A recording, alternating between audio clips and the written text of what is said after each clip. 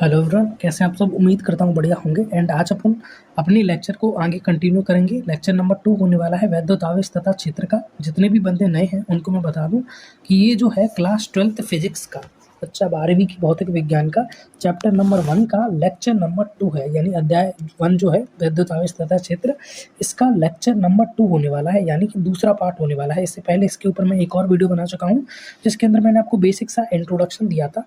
क्या दिया था? बेसिक सा इंट्रोडक्शन दिया था कि ये चैप्टर क्या है, किस तरीके से अपन तैयार करेंगे, है ना, कौन कौन से उसके अंदर टॉपिक आएंगे, किस किस को पढ़ना है, कैसे पढ़ना है, कैसे आपका सिलेबस है। इन सारी चीज़ों के ऊपर हमने हल्का फुल्का डिस्कशन किया था, ताकि जैसे जैसे अपन आगे बढ़ते जाएंगे ये जो धुंधलापन है ये क्लियर होता जाएगा और चीज़ें और भी स्पष्ट रूप से दिखाई देने लगेंगी। हाँ, अपन अब आवेश को पढ़ रहे थे। मेन चीज़ क्या है, विद्युत आवेश को अपन पढ़ रहे थे और ये जानने की कोशिश कर रहे थे कि विद्युत आवेश होता क्या है। मैंने इसकी कुछ प्रॉपर्टी भी आपको बताई थी, उनको अपन रिवीजन करेंगे और आवेश को एक और बार पढ़ेंगे, जिससे बेहतर तरीके से इसको समझ सकें कि आवेश होता क्या है।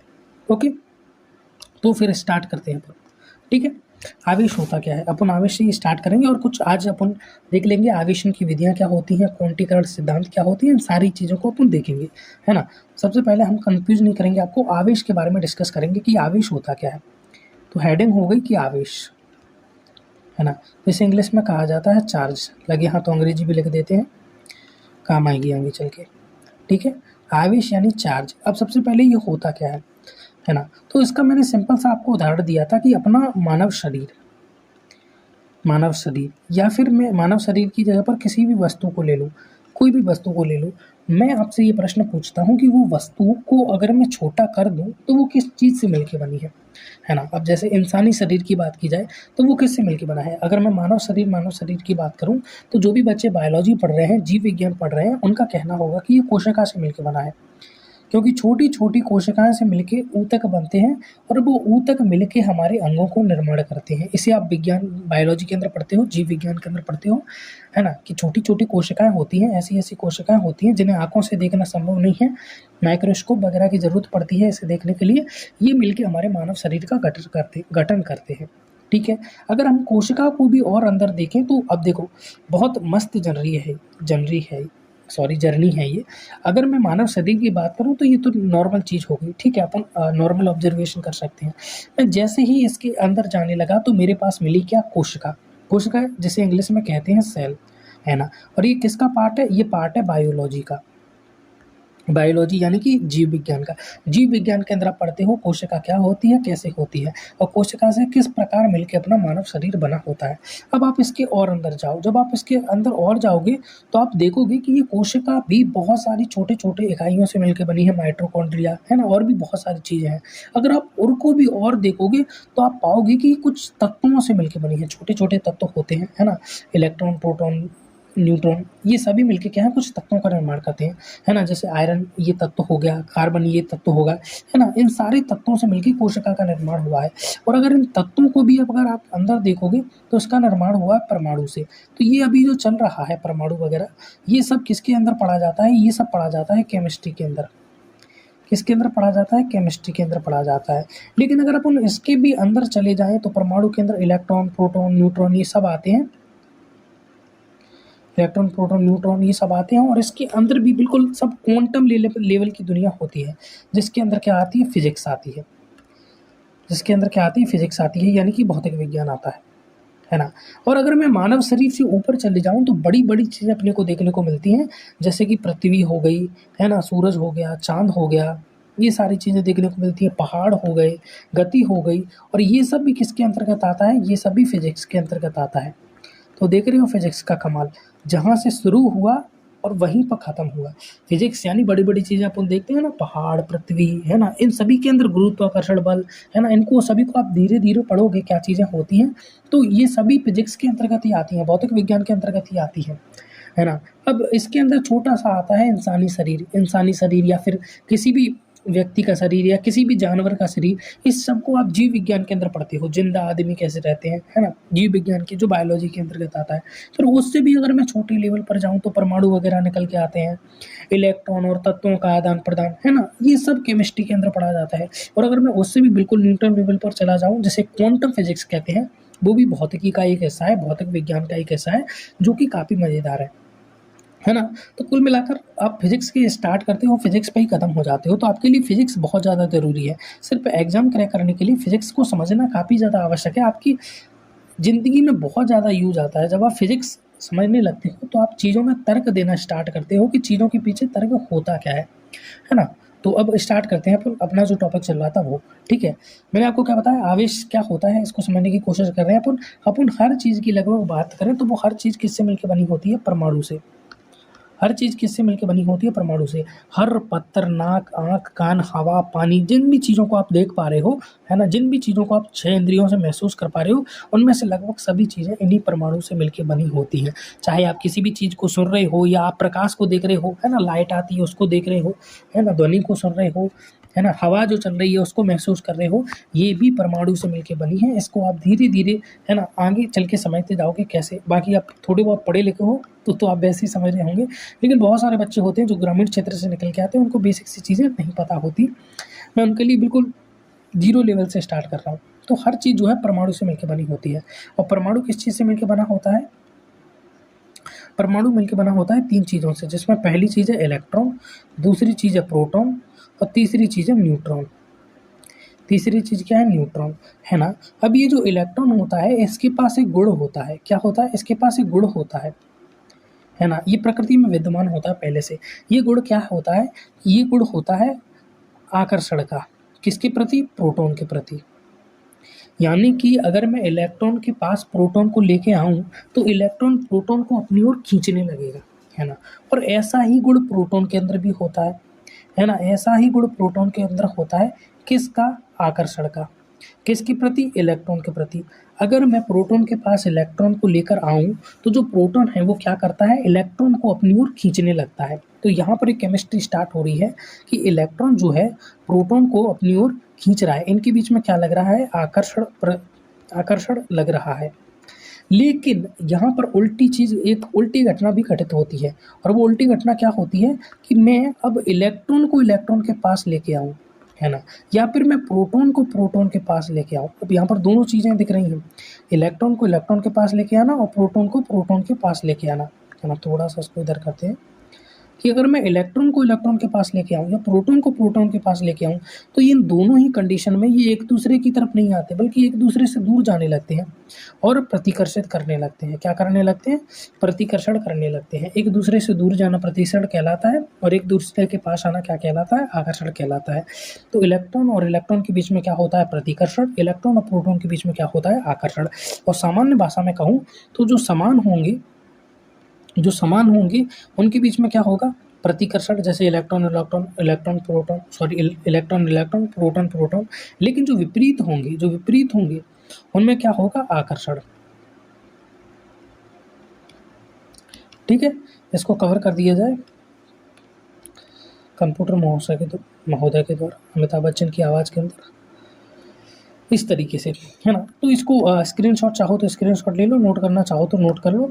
ये जो है पूरा प्रोसेस होता है कि इलेक्ट्रॉन इलेक्ट्रॉन से दूर भागेगा, प्रोटॉन से दूर भागेगा, इलेक्ट्रॉन प्रोटॉन के पास आने की कोशिश करेगा।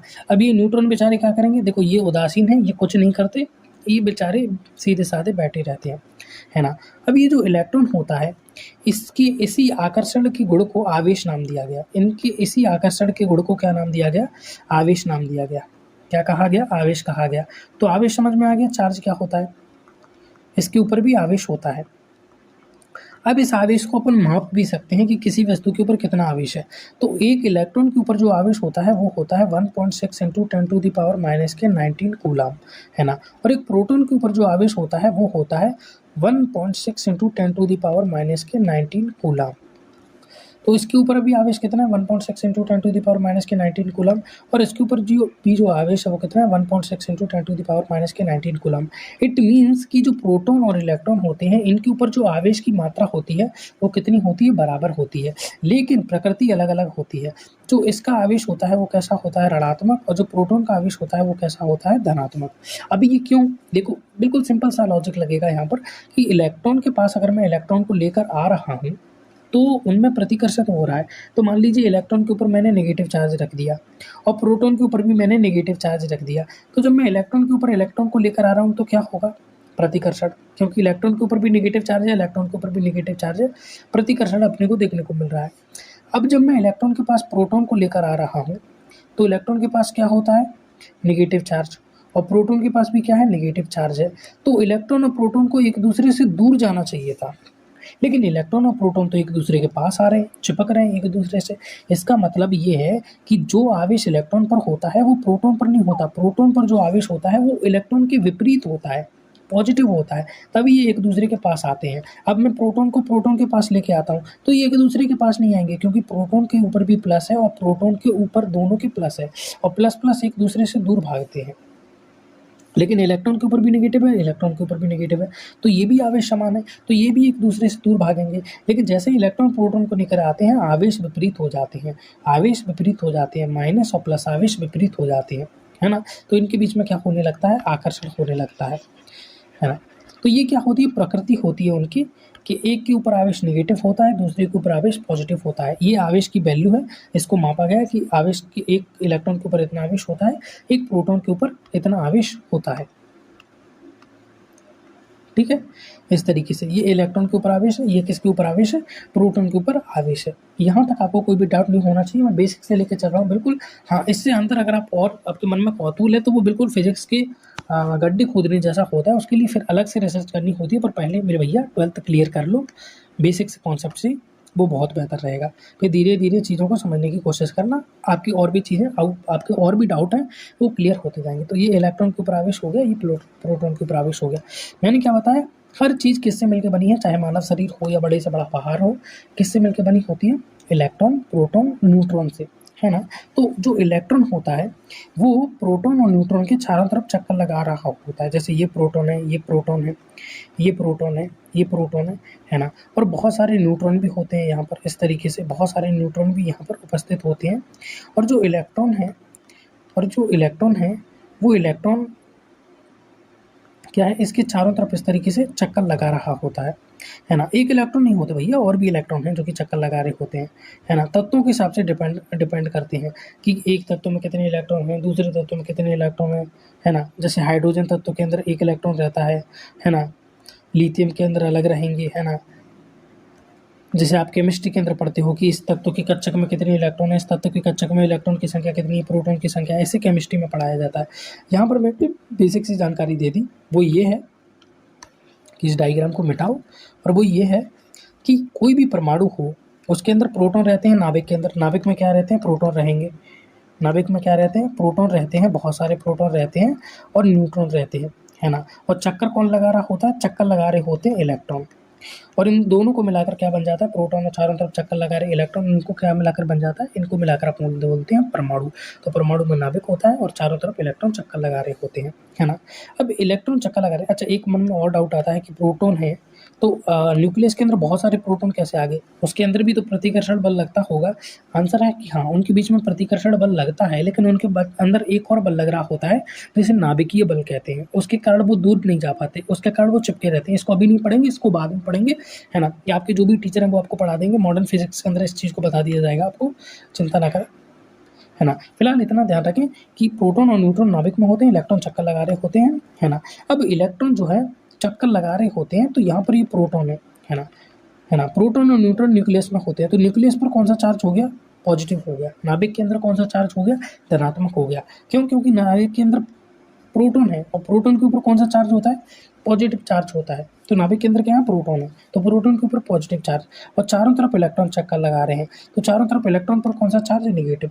तो पॉजिटिव के चारों तरफ कौन चक्कर लगा रहा है, नेगेटिव चक्कर लगा रहा है। क्या लगा रहा है, नेगेटिव चक्कर लगा रहा है। अब समझने वाली बात क्या है कि कोई भी परमाणु है उसके अंदर जितने इलेक्ट्रॉन रहेंगे उतने प्रोटॉन रहेंगे। उसके अंदर मान लीजिए 5 प्रोटॉन है तो 5 ही इलेक्ट्रॉन रहेंगे, तो उसके ऊपर कुल चार्ज कितना हो गया, कुल आवेश कितना हो गया। आप बोलोगे 5 प्रोटॉन है तो 5 प्रोटॉन पर पॉजिटिव आवेश होगा और 5 इलेक्ट्रॉन और पर नेगेटिव आवेश होगा, और पॉजिटिव और नेगेटिव दोनों मिलाकर क्या हो जाते हैं, 0 हो जाते हैं। जैसे मैंने आपको पिछले लेक्चर के अंदर भी बताया था, प्लस और माइनस मिलकर 0 हो जाते हैं। यानी एक परमाणु पर जो कुल आवेश हो गया वो कितना हो गया, 0 हो गया। कितना हो गया, 0 हो गया। क्यों, क्योंकि उसके अंदर जितने प्रोटॉन रहते हैं उतने ही इलेक्ट्रॉन रहते हैं।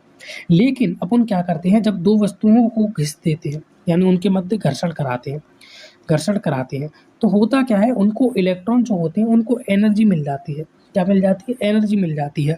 और इस एनर्जी को लेके वो जो इलेक्ट्रॉन है वो उस परमाणु को छोड़ के चले जाते हैं दूसरे परमाणु के अंदर। ऐसा कब होता है, ऐसा किस स्थिति के अंदर होता है, ऐसा इस स्थिति के अंदर होता है, गौर से देखना,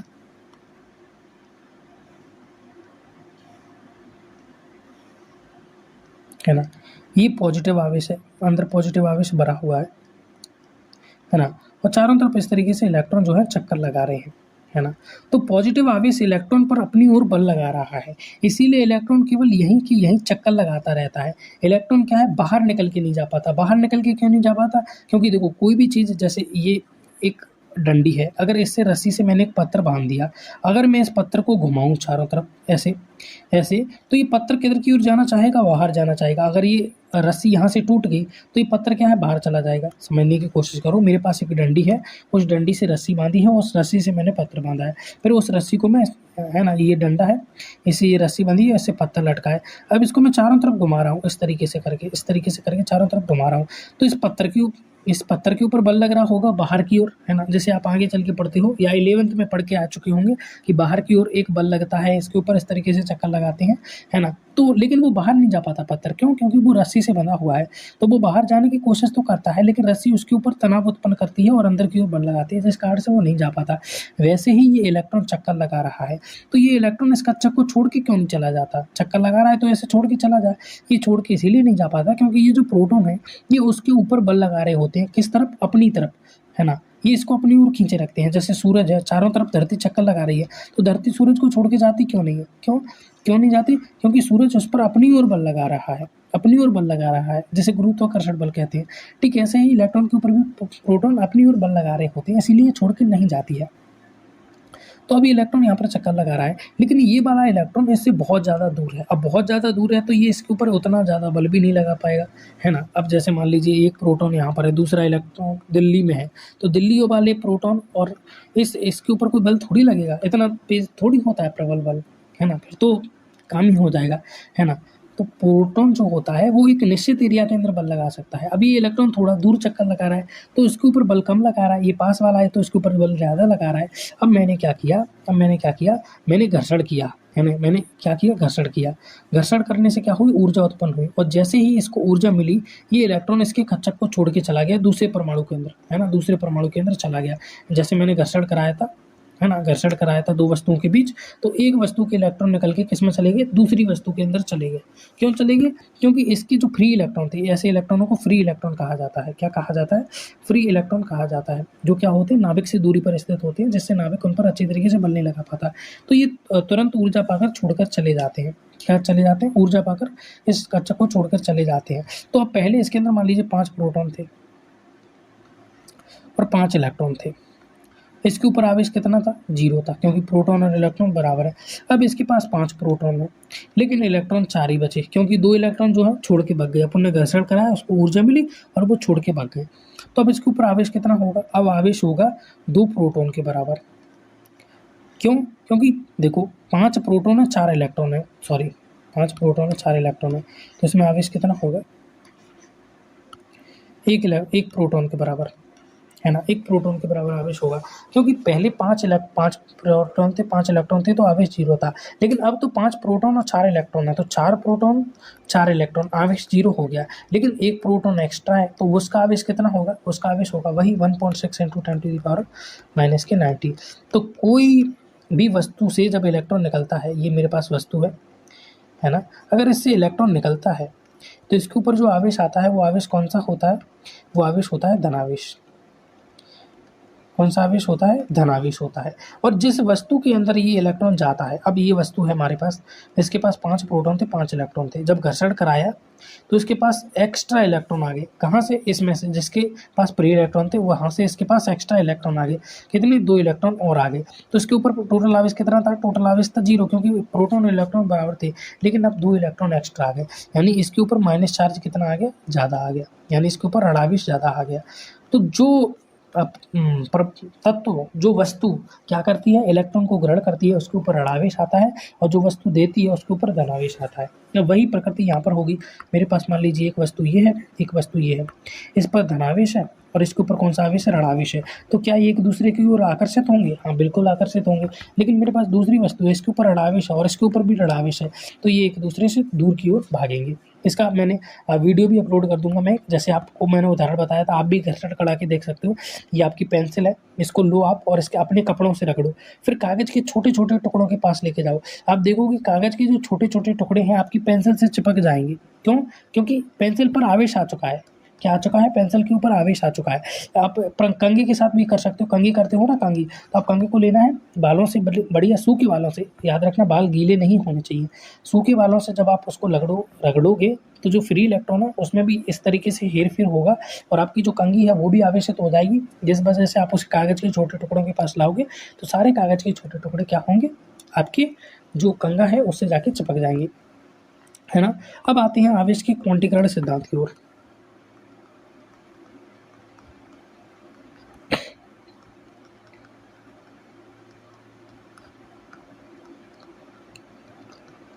क्वांटीकरण सिद्धांत, है ना, जो क्या कहता है, आवेश का क्वांटीकरण सिद्धांत अपन से क्या कहता है, ये कहता है Q equal to N E. क्या कहता है? Q equal to N E. Q equal to N E. Q क्या होता है? यहाँ पर आवेश होता है। एन यहाँ पर क्या होता है? Number of electron. Number of electron. ई क्या है? कहता है एक इलेक्ट्रॉन के ऊपर आवेश, है ना। यानी आवेश निकालने का सूत्र क्या है? किसी भी वस्तु पर मैं आवेश निकालना चाहता हूँ तो मैं उस पर देखूंगा कि एक इलेक्ट्रॉन के ऊपर कितना आवेश होता है। बोलोगे 1.6 × 10⁻⁻⁹ उससे मल्टीप्लाई कर दूंगा किसमें? उसके ऊपर जितने भी इलेक्ट्रॉन, मान लीजिए 5 इलेक्ट्रॉन है तो 5 में मल्टीप्लाई कर दिया तो उस वस्तु के ऊपर कुछ आवेश निकल के आ जाएगा।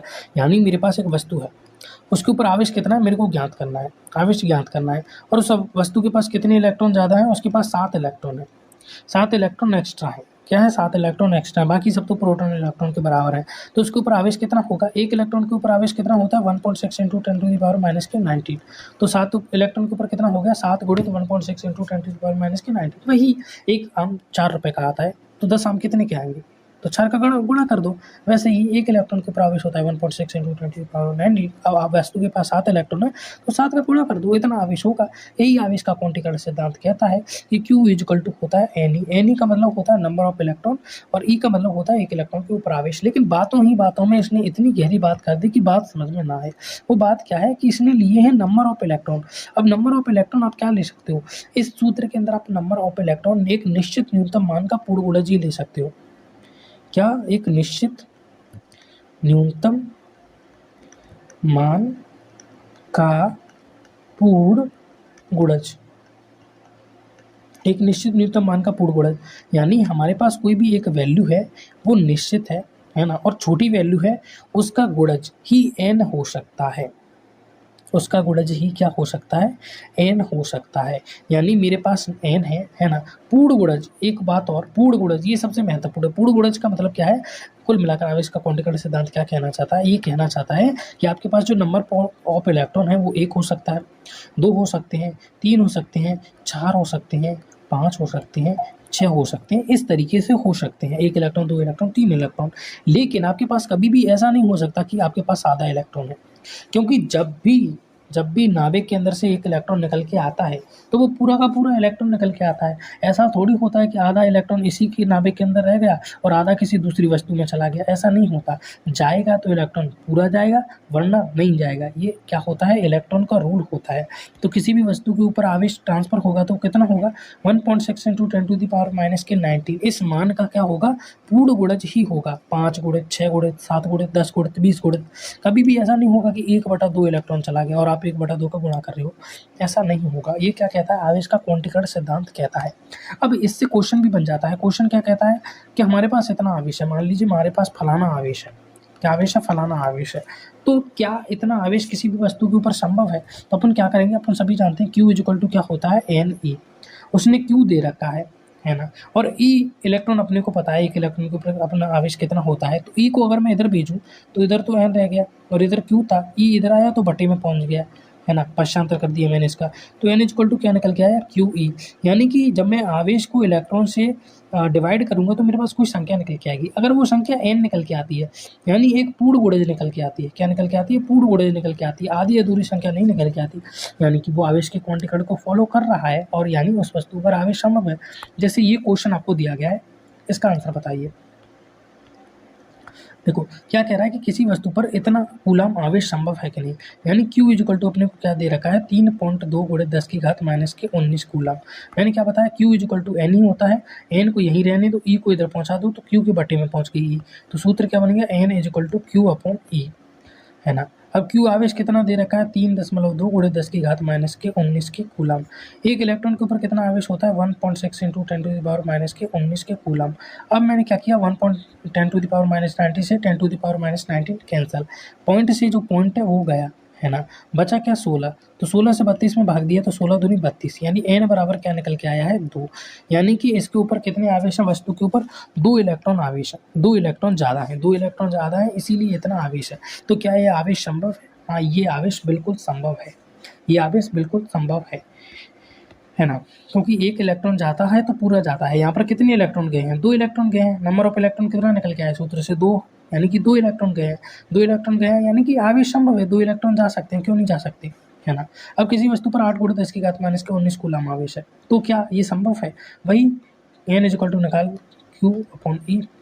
E इक्वल टू होता है 1.6 × 10⁻⁻19 कूलाम, और ये है Q इक्वल टू 8 × 10⁻⁻19 कूलाम दिया हुआ। 19 से 19 कट गया, है ना, पॉइंट हटा, इधर गुणित में 10 आ गया, 8 दूनी 16 और 2 से 10 को डिवाइड किया तो 5 निकल के आया। तो n इक्वल टू 5। क्या किसी भी वस्तु पर 5 इलेक्ट्रॉन जा सकते हैं, हाँ बिल्कुल जा सकते हैं, क्या दिक्कत है।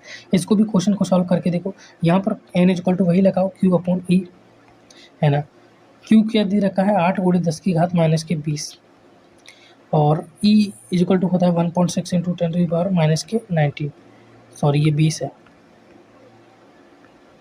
ये क्या है, 20 है, ओके। तो ये है 8, देखो पॉइंट को हटाओगे तो 10 ऊपर आ गया, ठीक है। 8 से 16 को भाग दिया, 2 बार में गया, 2 से 10 में भाग दिया, कितनी बार में गया, 5 बार में। यहाँ पर बट्टे में क्या, 10⁻⁻19, ऊपर क्या है, 10⁻⁻20, 10⁻⁻20 को मैं लिख सकता हूँ 10⁻⁻20 19 इंटू 10⁻⁻1, क्योंकि 10⁻⁻19 के अंदर मैं अगर 10⁻⁻1 का मल्टीप्लाई करूंगा तो -19 और -1 प्लस हो जाएगा, कितना हो जाएगा, मेरे पास -20 निकल के आएगा। तो 10⁻⁻20 को 10⁻⁻19 × 10⁻⁻1 लिख दिया। 10⁻⁻19 से 10⁻⁻19 गई, अब बचा क्या, 5 × 10⁻⁻1, है ना। 10⁻⁻1 को मैं क्या लिख सकता हूँ, 5/10 भी लिख सकता हूँ, क्या लिख सकता हूँ, 10⁻⁻1 बटे में पहुँच जाएगी इधर, है ना। अब 5 से 10 में भाग दिया तो 1/2 निकल के आया, है ना। ये इनवर्स होता है, इनवर्स में क्या होता है, अगर आपकी घात ऋणात्मक होती है तो वो बटे में चली जाती है ना। तो 10⁻⁻1 ऋणात्मक है तो वो बटे में चला गया। अब 5 से 10 को काटा तो 1/2 निकल के आया है, यानी नंबर ऑफ इलेक्ट्रॉन 1/2। 1/2 का मतलब होता है किसी भी संख्या का आधा होना, है ना। 1/2 का मतलब है आधा होना। और क्या कभी आधा इलेक्ट्रॉन जा सकता है, नहीं, आधा अधूरा इलेक्ट्रॉन नहीं जा सकता, जाएगा तो इलेक्ट्रॉन पूरा जाएगा। यानी किसी भी वस्तु के ऊपर इतना आवेश संभव ही नहीं है। एक बार दोबारा, सॉरी, इतना तो संभव है, इतना आवेश संभव नहीं है। एक और बार दोबारा देख लो, है ना। n equal to Q/E, Q की वैल्यू दी गई है 8 × 10⁻⁻20 और E की वैल्यू दी गई है 1.6 × 10⁻⁻19 कूलाम। अपने को पता होता है इलेक्ट्रॉन पर इतना आवेश होता है ना। 8 से 16 को डिवाइड किया तो बटे में कितना है, 2 निकल के आया। फिर 16 का पॉइंट हटाया तो ऊपर 10 निकल के आया, 2 से 10 को डिवाइड किया तो कितना निकल के आया, 5 निकल के आया। इसको करके बता देता हूँ मैं, 8 बटा कितना है, 1.6 है, पॉइंट को हटाओगे तो ऊपर 10 निकल के आएगा। 8 से 16 2 बार में, 2 से 5 बार में, ये निकल के आ गया 5 की 5। ऊपर क्या है, 10⁻⁻20 बटा 10⁻⁻19, 10⁻⁻20 बटा 10⁻⁻19, है ना। 10⁻⁻20 को मैं लिख सकता हूँ 10⁻⁻19 करके ऊपर 10⁻⁻1, दोनों का मल्टीप्लाई करूंगा तो दोबारा 10⁻⁻20 मिल जाएगा, लेकिन करना नहीं है। बटे में क्या था, 10⁻⁻19, और 10⁻⁻19 से 10⁻⁻19 बचा क्या, 10⁻⁻1, 5 तो पहले से निकल के आएगा, और कितना निकल के आया, 10⁻⁻1, इसको मैं लिख सकता हूँ 5/10, और ये निकल के आ रहा है 1/2, जो कि पॉसिबल ही नहीं है। इसका अर्थ क्या है, इसका अर्थ है कि इतना आवेश नहीं संभव किसी भी वस्तु के ऊपर। तो ये क्या है, ये है आवेश का क्वांटिकरण सिद्धांत, यानी आवेश जाएगा तो पूरा जाएगा, नहीं तो नहीं जाएगा। अब यहाँ पर कहीं पर भी नहीं समझ में आया तो इसको रिवाइंड करके देख लें। नेक्स्ट लेक्चर में थोड़े समय बाद रिकॉर्ड करूँगा तो आपको सारे लेक्चर कंबाइन करके दे दूँगा, ओके।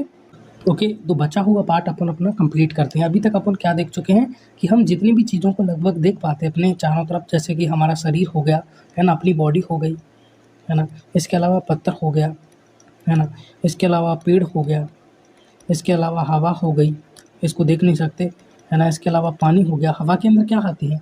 ऑक्सीजन, नाइट्रोजन, ये सारी गैसें हवा के अंदर आती हैं, है ना। तो ये सारी चीज़ें, है ना, ये सारी चीज़ें जिनको आप अपने अड़ोस पड़ोस में देख सकते हो, लगभग सभी वस्तुएं, सभी की सभी वस्तुएं किससे मिलकर बनी होती हैं? इलेक्ट्रॉन, प्रोटॉन और न्यूट्रॉन से। किससे मिलकर बनी होती हैं?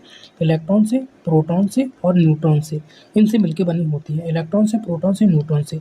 इलेक्ट्रॉन और प्रोटॉन, इनके ऊपर टोटल चार्ज कितना होता है? 1.6 × 10⁻⁻⁻19 कूलम। एक इलेक्ट्रॉन पर भी इतना चार्ज होता है, एक प्रोटॉन पर भी इतना चार्ज होता है, लेकिन उनकी प्रकृति अलग होती है। इलेक्ट्रॉन पर चार्ज नेगेटिव होता है, प्रोटॉन पर जो चार्ज होता है वो पॉजिटिव होता है। ओके, यहाँ तक अपन देख चुके थे। हमारा शरीर या कोई भी चीज़ है वो इन्हीं से मिलकर बनी होती है। ओके, अब देखते हैं अपन थोड़ा आगे। इलेक्ट्रॉन जो होता है, इसका जो मास होता है यानी द्रव्यमान। अभी आप द्रव्यमान को थोड़ा सा वजन से रिलेट करके चलो, मैं आपको आगे बता दूंगा कि द्रव्यमान होता क्या है। ठीक है, एक इलेक्ट्रॉन जो होता है उसका एक मास होता है, वो होता है 9.1 × 10⁻31 kg। 9.1 × 10⁻31 किलोग्राम। ओके, बहुत कम होता है। यहाँ पर देखो 10⁻31 किलोग्राम है ना, 10⁻31। 10 की घात में अगर संख्या माइनस में हो तो वो संख्या उतनी ही छोटी होती है, यानी 10⁻31। मैंने आपको अभी बताया था कि अगर कोई भी संख्या माइनस की है तो उसके ऊपर जो घात लगी है वो माइनस की है, यानी उसमें उतने से ही भाग दिया जा रहा है। यानी ये जो 9.1 है हमारे पास, इसमें अपन किससे भाग दे रहे हैं? 10⁻31 से भाग दे रहे हैं। 10⁻31 कितना होता है? 10 के आगे 31 जीरो, सॉरी 1 के आगे 31 जीरो, ये बराबर होता है 10⁻31 के। तो 1 के आगे 31 जीरो से जब आप 9.1 में भाग दोगे तो आपको कितनी संख्या छोटी प्राप्त होगी, ये आप अनुमान लगा सकते हो। और इतना जो द्रव्यमान है वो होता है किसका? एक इलेक्ट्रॉन का। एक इलेक्ट्रॉन का इतना द्रव्यमान होता है। ठीक इसी तरीके से एक प्रोटॉन का या फिर कहूँ एक न्यूट्रॉन का, इन दोनों का जो मास होता है या द्रव्यमान होता है वो लगभग समान होता है, जो होता है 1.6 × 10⁻⁻27 kg। इसके अराउंड होता है ना, अराउंड। और इनका लगभग सिमिलर ही होता है ना। प्रोटॉन का न्यूट्रॉन का सिमिलर ही होता है। इनका ज़्यादा होता है, प्रोटॉन और न्यूट्रॉन का, ये नाभिक में पाए जाते हैं। इनका जो द्रव्यमान है ज़्यादा होता है। देखो -27 है यहाँ पर, जबकि यहाँ पर -31 है। संख्या माइनस में जितनी ज़्यादा बड़ी होगी वैल्यू वो है उतनी ही छोटी होगी। जैसे 8 × 10⁻2 है यहाँ पर, और यहाँ पर है 8 × 10⁻3। तो इसका अर्थ क्या है? यहाँ पर इसका अर्थ निकल के आता है, मैं 8 में भाग दे रहा हूँ 10⁻2 से, यानी कि 10⁻2 से। तो 10⁻2 कितनी होगी? 1 के आगे 2 जीरो, 100। और यहाँ पर 8 × 10⁻3, इसका मतलब क्या है? 10⁻3 से मैं भाग दे रहा हूँ। 10⁻3 का मतलब क्या है? 1 के आगे 3 जीरो, 3 जीरो। तो आप डिवाइड करके देखोगे तो 8/1000 है और 8/100 है। 8 में मैं यहाँ पर 100 का भाग दे रहा हूँ, यहाँ पर 8 में 1000 का भाग दे रहा हूँ। तो संख्या कौन सी बड़ी हुई? संख्या यही तो बड़ी होगी, ये संख्या छोटी होगी। तो घात अगर बड़ी है तो संख्या छोटी निकल के आएगी। भैया अगर आप जिस संख्या से डिवाइड कर रहे हो वो जितनी बड़ी होती है आपकी संख्या उतनी छोटी निकल के आती है। जैसे 8 को मैं 2 से भाग दूँ, यहीं 8 को मैं 4 से भाग दूँ, तो यहाँ पर मैं 8 में भाग कितनी संख्या से दे रहा हूँ? 2 से। 2 4 से छोटा है या बड़ा है? आप बोलोगे छोटा है, तो इसकी वैल्यू बड़ी निकल के आएगी। 2 से 8 में भाग दो, कितना निकल के आएगा? 4। और 8 में 4 से भाग दो, कितना निकल के आएगा? 2। यानी नीचे की संख्या बड़ी होती है तो ओवरऑल जो वैल्यू निकल के आती है वो छोटी हो जाती है। यहाँ पर 8 में आप 100 से भाग दे रहे हो, जबकि यहाँ पर 8 में आप 1000 से भाग दे रहे हो, तो बड़ी वैल्यू कौन सी होगी? ये होगी, क्योंकि इसकी ये जो नीचे वाली वैल्यू है वो छोटी है। तो अगर नीचे वाली वैल्यू छोटी है तो आंसर भी अपना क्या निकल के आता है? बड़ा निकल के आता है ना। और नीचे वाली वैल्यू छोटी कब होती है? जब यहाँ पर ये जो घात होती है ज़्यादा होती है। क्या होती है? नीचे जो घात होती है वो ज़्यादा होती है। जैसे इसमें 10⁻³ है, तो सॉरी नीचे की वैल्यू छोटी कब होती है? जब घात जो होती है कम होती है। जैसे 10⁻² है। तो इस लफड़े में ज़्यादा नहीं पढ़ना अपने को केवल इतना देख लेना है कि इलेक्ट्रॉन का द्रव्यमान इतना होता है और प्रोटॉन और न्यूट्रॉन का द्रव्यमान इतना होता है। मैंने आपको क्या बताया था कि किसी भी वस्तु पर आवेश आता है तो वो क्यों आता है? क्योंकि इलेक्ट्रॉन जो है अपनी कक्षा को छोड़ के चले जाते हैं। जैसे ये प्रोटॉन और न्यूट्रॉन है, इस तरीके से बैठे हुए हैं, इसके चारों तरफ इलेक्ट्रॉन चक्कर लगा रहे होते हैं और ऊर्जा पाकर ये बाहर चले जाते हैं। तो किसी भी वस्तु के ऊपर आवेश आता है ना। अगर किसी भी वस्तु के ऊपर इलेक्ट्रॉन के आने या जाने से आवेश आता है, यानी इलेक्ट्रॉन का तो खुद का द्रव्यमान होता है, मास होता है, उसका द्रव्यमान होता है, मास होता है। तो मैं कह रहा हूँ कि किसी भी वस्तु के ऊपर किसी भी वस्तु के ऊपर आवेश है 60 कूलम, मान के चलो 60 कूलम आवेश है और उसका द्रव्यमान 0 है, तो क्या ये पॉसिबल है? क्या ये पॉसिबल है? आप बोलोगे नहीं। अब ये पॉसिबल क्यों नहीं है? क्योंकि देखो, पहले तो मैंने कहा किसी वस्तु के ऊपर 60 कूलम आवेश है, तो मेरे पास कोई भी वस्तु है वो मिलके तो बनी होगी इलेक्ट्रॉन प्रोटॉन न्यूट्रॉन से, और जब इलेक्ट्रॉन प्रोटॉन न्यूट्रॉन यानी वो जिस चीज़ से मिलके बनी है उसका ही मास इतना है, तो उस वस्तु का मास भाई कितना क्यों नहीं होगा, है ना? उस वस्तु का मास क्यों नहीं होगा, वस्तु का द्रव्यमान क्यों नहीं होगा? जैसे मैं आपसे बोल रहा हूँ, मैंने कहा ना मास को अभी आप क्या मान के चलिए, वजन मान के चलिए, है ना? तो इलेक्ट्रॉन का वजन आप मान लीजिए इतना है 9.1 × 10⁻³ किलोग्राम, है ना? अब इन्हीं बहुत सारे इलेक्ट्रॉन से मिलके बना है ये वस्तु, तो जाहिर सी बात है वस्तु का भी द्रव्यमान होगा, है ना? और अगर वस्तु का कोई द्रव्यमान नहीं है तो फिर उसके ऊपर आवेश कैसे आ गया? क्योंकि आवेश कब आता है? आवेश तब आता है जब किसी भी वस्तु पर इलेक्ट्रॉन आए या उससे चले जाए। तो किसी भी वस्तु पर से इलेक्ट्रॉन ही नहीं है, किसी भी वस्तु पर इलेक्ट्रॉन ही नहीं है तो उसके ऊपर चार्ज कैसे आएगा? और अगर इलेक्ट्रॉन है तो इलेक्ट्रॉन का खुद का द्रव्यमान होता है इतना, यानी उस वस्तु के ऊपर भी द्रव्यमान होगा, है ना? इसको समझ के चलिए कैसे। मान लीजिए इलेक्ट्रॉन के ऊपर 10 ग्राम वजन होता है, इलेक्ट्रॉन का जो वजन होता है 10 ग्राम होता है। हालांकि आप देख चुके हो कितना कम होता है, लेकिन मान के चलो इलेक्ट्रॉन का जो वजन होता है वो होता है 10 ग्राम। तो मैं कह रहा हूँ मेरे पास ये वस्तु है, इसके ऊपर 10 कूलम आवेश है, तो भैया इसके ऊपर आवेश कब आया होगा? इसके ऊपर आवेश तभी तो आया होगा जब इसके पास इलेक्ट्रॉन होंगे। अगर वस्तु में इलेक्ट्रॉन ही नहीं है तो इसके ऊपर आवेश कहाँ से आ गया? तो किसी भी वस्तु के ऊपर आवेश है यानी उसके ऊपर इलेक्ट्रॉन होंगे, या हो सकता है इलेक्ट्रॉन कम हो या ज़्यादा हो, लेकिन इलेक्ट्रॉन होंगे तभी तो आवेश होगा। अब किसी भी वस्तु पर इलेक्ट्रॉन नहीं है तो आवेश कहाँ से होगा? क्योंकि आवेश किस पर होता है?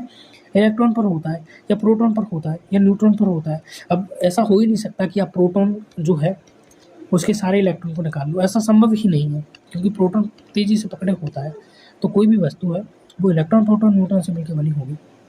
और अब आप बोलोगे कि वस्तु पर मान लीजिए इलेक्ट्रॉन ही नहीं है तो फिर उस पर आवेश भी नहीं होगा, है ना? क्योंकि इलेक्ट्रॉन नहीं है तो आवेश नहीं है, है ना? लेकिन अब उस पर आवेश है यानी उस पर इलेक्ट्रॉन है, और इलेक्ट्रॉन है तो इलेक्ट्रॉन का अपना एक द्रव्यमान होता है। मान लीजिए इलेक्ट्रॉन का वजन है 10 ग्राम, तो उस वस्तु का वजन कम से कम 10 ग्राम तो होगा ही, क्योंकि इसके ऊपर इलेक्ट्रॉन है ना? क्योंकि इलेक्ट्रॉन का खुद का द्रव्यमान होगा, तो इस वस्तु का भी निश्चित तौर पर कोई ना कोई द्रव्यमान तो होगा, है ना?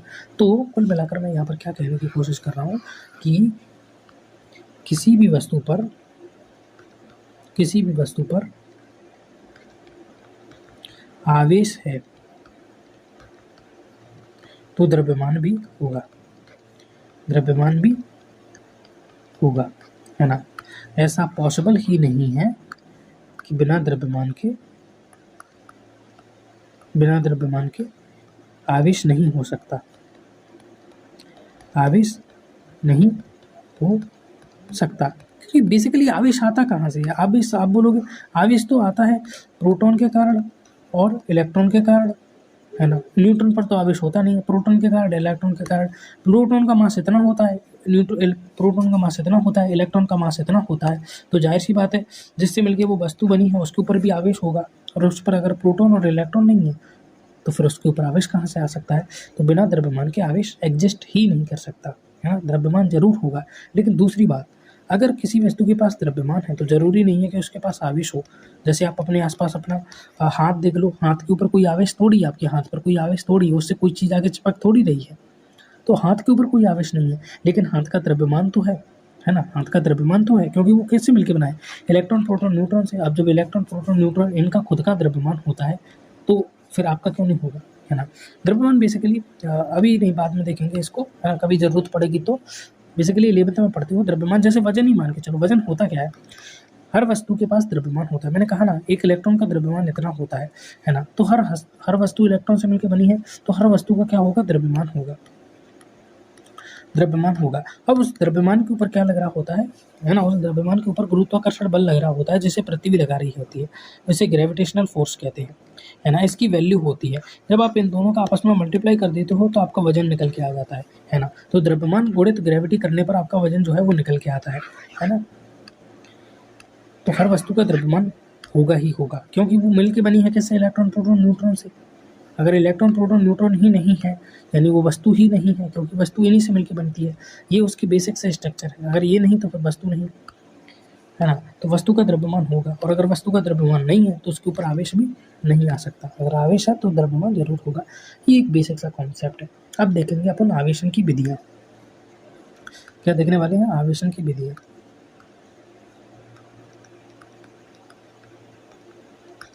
आवेशन की विधियाँ।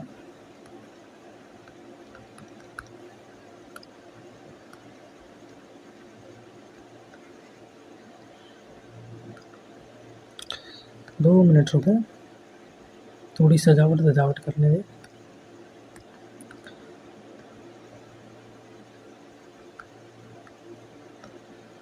तो इसका नाम रखेंगे पिंकी।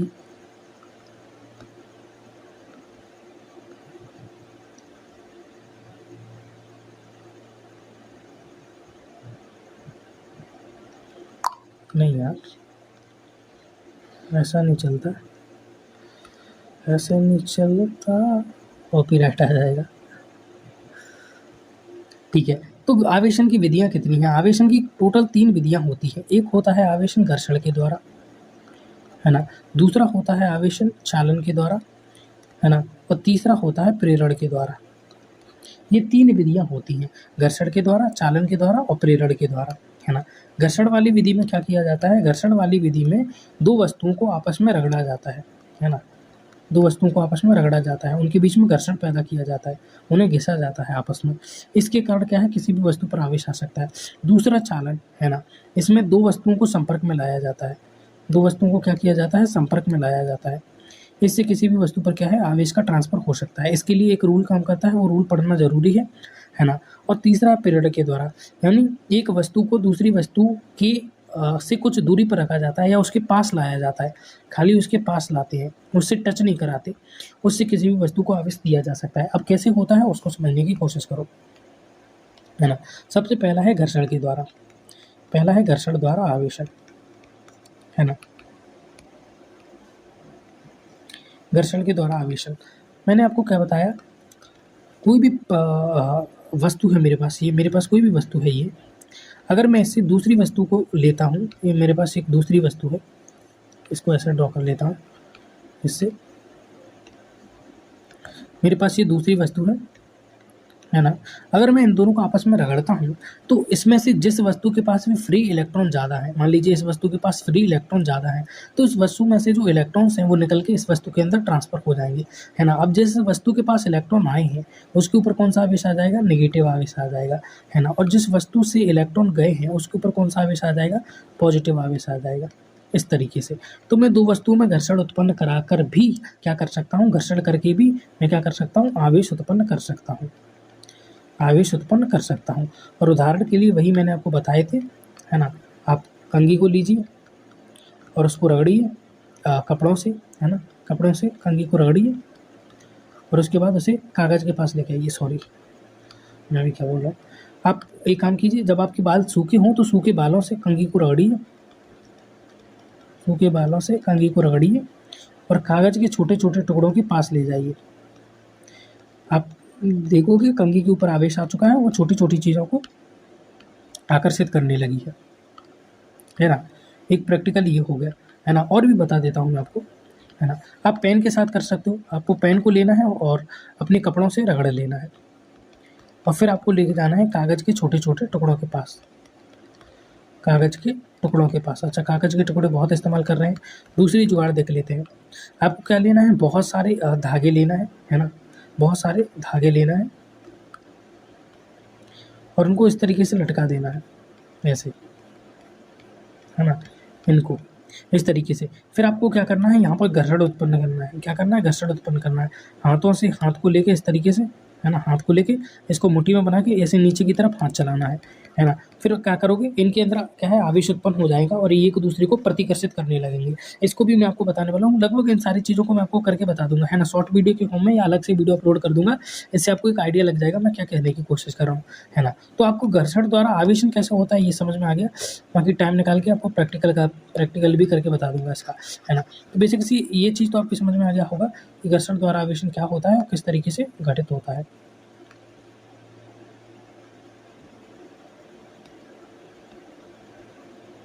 ओके, घर्षण द्वारा आवेशन हो गया। दूसरा होता है चालन के द्वारा। इसको और देख लेते हैं।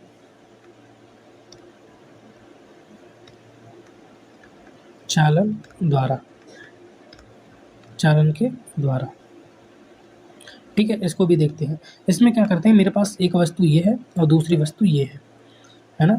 एक वस्तु ये है, दूसरी वस्तु ये है। अब इस वस्तु के ऊपर मान लीजिए नेगेटिव आवेश है, इस वस्तु के ऊपर यहाँ पर नेगेटिव आवेश है ना। अब मैं इस वस्तु को अगर इस वस्तु के पास लेके आता हूँ और इसको टच करा देता हूँ, तो इस पर से जो नेगेटिव चार्ज है वो इसके अंदर चला जाता है। इसके अंदर से जो नेगेटिव चार्ज है वो इसके अंदर चला जाता है। बेसिकली यहाँ पर एक रूल फॉलो होता है, और वो रूल ये कहता है कि हमारे पास अगर कोई भी वस्तु है तो वो कोशिश करती है, जैसे आवेश है ये भी कोशिश करता है ना। ज़्यादातर वस्तु हैं वो कोशिश करती हैं कि वो अपनी उच्च सांद्रता से निम्न सांद्रता की ओर प्रवाहित हो। कहाँ पर? निम्न सांद्रता की ओर प्रवाहित हो,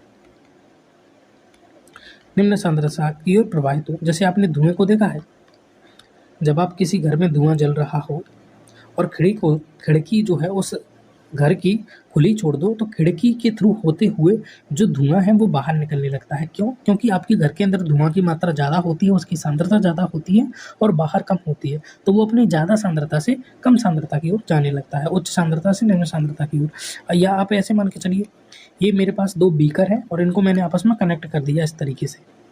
क्या कर दिया? कनेक्ट कर दिया इस तरीके से, और इनके बीच में इस तरीके से जगह भी दे दी खाली, है ना। अब इसके अंदर क्या है, कुछ पानी भरा हुआ है, इस तरीके से इसमें क्या है, पानी भरा हुआ है। तो अब मैं कहूँगा ये पानी किधर की ओर जाएगा? आप बोलोगे इसके थ्रू होता हुआ इसमें जाने लगेगा। क्यों? क्योंकि यहाँ पर जो पानी की सांद्रता है, यहाँ पर जो पानी की डेंसिटी है, यहाँ पर जो पानी की डेंसिटी है वो डेंसिटी ज़्यादा है, डेंसिटी जो है वो यहाँ पर ज़्यादा है और यहाँ पर कम है। तो डेंसिटी कम और ज़्यादा होने की वजह से यहाँ पर एक पोटेंशियल क्रिएट होता है, विभव क्रिएट होता है। जैसे आप विद्युत विभव के अंदर भी पढ़ने वाले हो आगे चल के, तो पोटेंशियल क्रिएट होता है, जिस वजह से चीज़ अपनी उच्च सांद्रता से निम्न सांद्रता की ओर जाने लगती है ना। और ये कब तक जाएगी? जब तक दोनों के अंदर पानी बराबर ना हो जाए। ऐसा थोड़ी होगा कि इसके अंदर पानी ज़्यादा चला जाएगा, फिर इसकी सांद्रता ज़्यादा हो जाएगी। कोई भी चीज़ अपनी उच्च सांद्रता से निम्न सांद्रता की ओर जाना पसंद करती है। कब तक? तब तक जब तक कि वे दोनों बराबर ना हो जाए। तो इस पर मान लीजिए 10 कूलम आवेश था और इस पर आवेश 0 कूलम था, तो इस 10 कूलम पर से आवेश धीरे धीरे इधर जाने लगेगा। मान लीजिए 1 कूलम आवेश इधर चला गया, तो इस वस्तु पर कितना आवेश आ गया? 1 कूलम। और यहाँ कितना आवेश बचा? 9 कूलम। मान लीजिए 1 और कूलम आवेश इधर आ गया, तो 2 कूलम आवेश हो गया, इधर 8 कूलम आवेश बचा। ऐसे ही करते करते यहाँ मान लीजिए 5 कूलम आवेश आ गया, 10 में से 5 कूलम आवेश इधर आ गया, तो बचा किधर? 5 कूलम आवेश इधर बचा। तो क्या अब आवेश का वितरण होगा? नहीं, अब आवेश का वितरण नहीं होगा, क्योंकि दोनों के ऊपर जो आवेश है वो समान हो चुका है। जैसे मेरे पास 2 पिंड है, मान लीजिए पहला ये, दूसरा ये, मैं इन दोनों को आपस में संपर्क में लाया। इसके ऊपर है ना प्लस आवेश था और इसके ऊपर कोई भी आवेश नहीं था, है ना। अब जब इसके ऊपर प्लस आवेश था और इसके ऊपर कोई भी आवेश नहीं था, तो इसके ऊपर आवेश था मान लीजिए 100 कूलम। कितना आवेश था? 100 कूलम। अब ये 100 कूलम आवेश इधर जाने लगा, क्योंकि इधर आवेश ज़्यादा है, जबकि इधर है ही नहीं, तो उच्च सांद्रता से किधर जाएगा? निम्न सांद्रता की ओर गति करेगा, है ना। तो इधर से इधर जाने लगा, है ना। धीरे धीरे करके इधर 50 कूलम आवेश पहुंच गया। कितना आवेश पहुंच गया? 50 कूलम आवेश पहुंच गया। तो 100 में से 50 कूलम आवेश इधर पहुंच गया, तो इस वस्तु पर कितना आवेश बचा? 50 कूलम। अब बोलोगे अब तो आवेश दोनों के पास बराबर हो गया, तो क्या अभी भी आवेश जाएगा? उत्तर है नहीं, अब आवेश नहीं जाएगा। आवेश वितरण तब तक होगा जब तक दोनों तरफ बराबर ना हो जाए। तो ये विधि है चालन के द्वारा। तीसरी विधि निकल के आती है घर्षण के द्वारा। घर्षण के द्वारा पढ़ चुके हैं। तीसरी विधि आती है प्रेरण के द्वारा। प्रेरण का अर्थ होता है किसी भी वस्तु को कोई भी दवा नहीं दी जाए, उसे दूर से ही प्रेरित कर दिया जाए, उसे स्पर्श तक ना किया जाए। जैसे मोटिवेशनल स्पीकर होते हैं, वो आपको कोई दवाई तो देते नहीं है ना, बस अपनी बात बताते हैं और उसी से आप प्रेरित हो जाते हो, है ना। तो ठीक इसी तरीके से मान लीजिए मेरे पास ये एक इस तरीके से ये एक बॉल है ना, और मेरे पास ये एक और बॉल है। एनसीईआरटी में इसका एग्जाम्पल भी दे रखा है, एनसीईआरटी पढ़ते रहा करो। मैंने क्या है, इन दोनों बॉलों को टच में ला के रख दिया। अभी इन बॉलों के ऊपर कोई आवेश नहीं है, अब मैंने इन बॉलों को टच में ला के रख दिया, है ना। तो अब मैं क्या करूँगा, यहाँ पर एक छड़ लेके आऊँगा, जिस छड़ के ऊपर कोई आवेश है, मान लीजिए इसके ऊपर प्लस आवेश है, तो जैसे ही इस वस्तु के प्लस आवेश वाली छड़ को इनके पास लेके आया, हम सभी जानते हैं कि इसके ऊपर आवेश क्यों नहीं है, क्योंकि इसके अंदर इलेक्ट्रॉन की संख्या और प्रोटॉन की संख्या बराबर है। इलेक्ट्रॉन के ऊपर होता है माइनस के चार्ज, माइनस के चार्ज, है ना। और प्रोटॉन के ऊपर होता है पॉजिटिव चार्ज। तो इसमें नेगेटिव चार्ज और पॉजिटिव चार्ज की संख्या क्या है, बराबर है। क्या है, संख्या बराबर है। इसीलिए इसके ऊपर जो नेट चार्ज हो जाता है वो 0 हो जाता है। लेकिन यहाँ पर मैं क्या करने वाला हूँ, थोड़ा सा प्रॉब्लम इनके पास क्रिएट करने वाला हूँ कि इनके पास प्लस की संख्या और माइनस की संख्या बराबर थी, लेकिन अब ये जो छड़ थी मैं इनको इनके पास लेके आया। अब जैसे ही मैं छड़ को पास लेके आया, जितने भी माइनस वाले इलेक्ट्रॉन थे वो इनके पास आ गए, क्योंकि माइनस प्लस की तरफ अट्रैक्ट होता है कि नहीं। तो जितने भी इलेक्ट्रॉन थे वो इधर की ओर आ गए, पास आ गए, है ना। और इधर जितने भी प्रोटॉन थे या जितने भी पॉजिटिव आयन थे वो सब के सब इधर पहुँच गए, क्योंकि प्लस में क्या होता है, प्रतिकर्षण होता है, और माइनस में क्या होता है, आकर्षण होता है। तो इस वस्तु के ऊपर पहले प्लस और माइनस की संख्या बराबर थी, यानी इलेक्ट्रॉन प्रोटॉन की संख्या बराबर थी। अब जैसे ही प्लस को पास में ले आया इलेक्ट्रॉन इनके पास आ गए, है ना, आकर्षित होते हुए, और प्लस प्रतिकर्षित होते हुए पीछे चला गया, क्योंकि प्लस प्लस को प्रतिकर्षित करता है, समान को प्रतिकर्षित करता है ना। अब मैंने क्या किया, दोनों को अलग कर दिया, दोनों को अलग किया। इस वाली छड़ को मैंने क्या किया, यहाँ से इसको ऐसे अलग कर दिया, सॉरी, इसको अलग कर दिया मैंने, है ना। तो अब इसके ऊपर कौन सा आवेश रह गया, पॉजिटिव आवेश, है ना। और इस छड़ को भी मैंने अलग कर दिया। तो अब इसके ऊपर, वस्तु के ऊपर कौन सा आवेश रह गया, नेगेटिव आवेश। ये हो गई माइनस आवेशित, और ये हो गई पॉजिटिव आवेशित, है ना, पॉजिटिव आवेशित। मैंने दोबारा देख लो क्या किया, पहले ये पास पास में थे, मैंने क्या है, प्लस को अलग कर दिया, ये प्लस वाला जिस पर आवेश आया था उसको अलग कर दिया, लेकिन माइनस आवेश अभी भी यही है, क्योंकि छड़ जो है उसके पास में है ना। लेकिन जैसे ही मैंने प्लस को अलग किया, मैंने छड़ को भी अलग कर दिया, उसके बाद छड़ को भी अलग कर दिया। जैसे ही मैंने छड़ को अलग किया, इसके ऊपर माइनस आवेश रह गया। ओके, तो ये विधि है प्रेरण के द्वारा। प्रेरण के द्वारा क्या किया जाता है, जस्ट हम आवेशित छड़ को दो गोलों के पास में ले आएंगे, तो दोनों पर आवेश विपरीत प्रकृति में जाके स्थित हो जाएगा। फिर एक गोले को अलग कर देंगे तो उस पर ओनली एक प्रकार का आवेश रह जाएगा। फिर छड़ को भी अलग कर देंगे तो यहाँ पर भी एक प्रकार का आवेश रह जाएगा। अब ना एक क्वेश्चन है जो कि बहुत ज़्यादा अच्छा है, उस क्वेश्चन के ऊपर थोड़ा सा ध्यान देने की आवश्यकता है। क्वेश्चन वो अपन से ये कहता है कि क्या ऐसा संभव है कि मैं एक ही गोले को आवेशित कर दूं प्रेरण के द्वारा।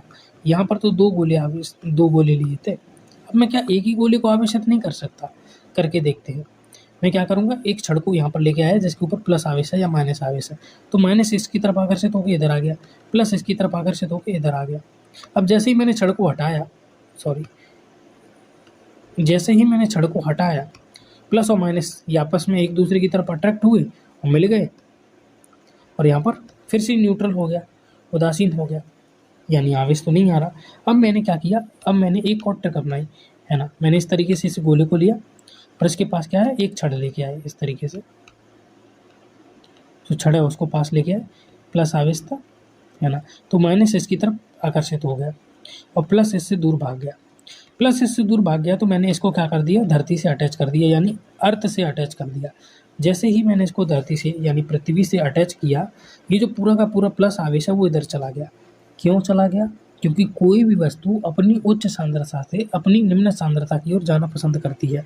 तो ऊपर तो प्लस यहाँ पर इतना है, जबकि यहाँ पर प्लस आवेश बिल्कुल भी नहीं है, तो प्लस आवेश कहाँ चला जाएगा, इस धरती के होते हुए इसके अंदर चला जाएगा, पृथ्वी में चला जाएगा, है ना। लेकिन माइनस नहीं जाएगा। माइनस क्यों नहीं जाएगा, क्योंकि माइनस को प्लस पकड़ के बैठा है, प्लस इसको जाने नहीं दे रहा। हालांकि जाना तो ये भी चाहता है उच्च सांद्रता से निम्न सांद्रता की ओर, लेकिन प्लस इसको पकड़ के बैठा है, तो ये नहीं जा पा रहा है। जबकि प्लस भैया ये चल दिए, है ना, ये चल दिए, है ना। तो इस पर जो प्लस आवेश है वो बचा नहीं, है ना। अब धरती से अटैच कर दिया। अब मैंने क्या कर दिया, अब इस छड़ को अलग कर लिया, तो अब इस गोले पर कौन सा आवेश रह जाएगा, ओनली नेगेटिव आवेश। क्यों, क्योंकि प्लस आवेश तो भूसंपर्कित करने पर, इसे भूसंपर्कित करना कहते हैं, भूसंपर्कित करने पर पृथ्वी के अंदर चला गया। तो ये प्रोसेस था। एक बार सभी को रिवाइंड कर देते हैं फटाफट, है ना। हर वस्तु नीचे से मिलकर बनी है, इनका अपना एक मास होता है। इसका मतलब है कि किसी भी वस्तु पर चार्ज है उनके ऊपर भी मास होगा, क्योंकि किसी भी वस्तु पर चार्ज होने के पीछे का रीजन ही ये कण है, और ये कण है यानी कि उसके ऊपर मास भी होगा। तो बिना मास के आवेश एग्जिस्ट ही नहीं कर सकता। और आवेशन की विधियों को देखा था, घर्षण, चालन, प्रेरण, 3 तरह की विधियाँ होती हैं। घर्षण में 2 चीज़ों को रगड़ दो, जैसे मैंने आपको एग्जाम्पल भी दिए थे, इस तरीके से रगड़ दो, है ना। चालन में क्या करो, दोनों को संपर्क में लाओ, तो आवेश उच्च सांद्रता से निम्न सांद्रता की ओर चला जाएगा। जैसे ज़्यादा पानी से वो कम पानी की ओर बहता है। ओके, और तीसरा क्या बताया था, प्रेरित द्वारा। इसमें क्या करो, दो गोलों को पास में लेके आओ, फिर एक प्लस चार्ज को पास में ले आओ, माइनस उसकी तरफ खींचेगा, प्लस उससे दूर भागेगा, फिर प्लस वाले को अलग कर दो तो एक तरफ प्लस रह गया, एक तरफ माइनस रह गया, काम खत्म, है ना। और एक को भूसंपर्कित कर दो, मतलब एक ही को आवेशित करना हो तो भूसंपर्कित कर दो, जो विपरीत प्रकृति का आवेश है वो उसमें चला जाएगा, नेगेटिव वाला नहीं जा पाएगा क्योंकि प्लस उसको बांधे हुए हैं। बस कुल मिलाकर यहाँ पर अपनी विधियाँ खत्म होती हैं। ठीक, आई होप कि आपको लेक्चर पसंद आया होगा। तब तक के लिए बाय बाय, जय हिंद, जय हिंद। ठीक से लिखो भैया, जय हिंद एंड राधे राधे।